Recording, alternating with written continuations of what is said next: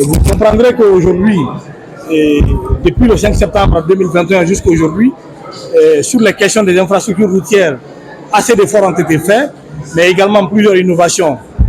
Au nom de ces efforts, vous avez la création, par exemple, de l'agence de gestion des routes. Si avant, la question liée aux interventions d'urgence sur les routes devait attendre 2 à 3 mois, il est clair aujourd'hui qu'à travers la création de l'AGEROUTE, des interventions d'urgence se font en moins de 24 heures lorsque des cas sont signalés par des citoyens partout à tous les niveaux.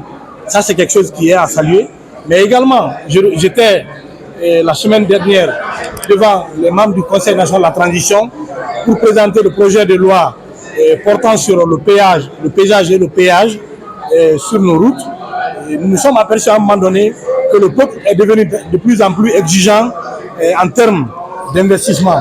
Et vu que nous n'avons pas beaucoup de ressources pour accroître les investissements dans le secteur de l'amélioration du réseau routier national, ces taxes de péage vont permettre de donner des ressources supplémentaires au fonds d'entretien routier afin que nous puissions maximiser les interventions sur les routes.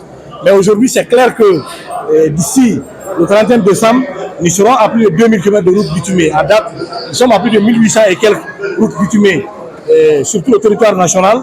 Vous remarquerez que dès les premières heures du CNRD, 214 km de bitume avaient été accordés aux 5 communes de la ville de Conakry, à des dizaines d'entreprises, mais également 11 villes en Guinée qui n'ont jamais connu de bitume ont été également mis dans un programme présidentiel de reconstruction des routes au niveau des voiries de ces villes.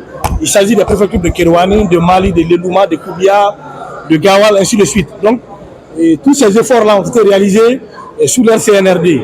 Mais comme je le disais tout à l'heure sur le plateau, il est beaucoup plus compliqué pour celui qui est en larmes sous une pluie, sous une forte pluie, que les gens comprennent qu'il est en larmes. Assez d'investissements ont été faits pour l'amélioration du réseau routier national, mais ce qui reste à faire, vu qu'il n'y a pas eu assez d'investissements, c'est ce qui est assez énorme.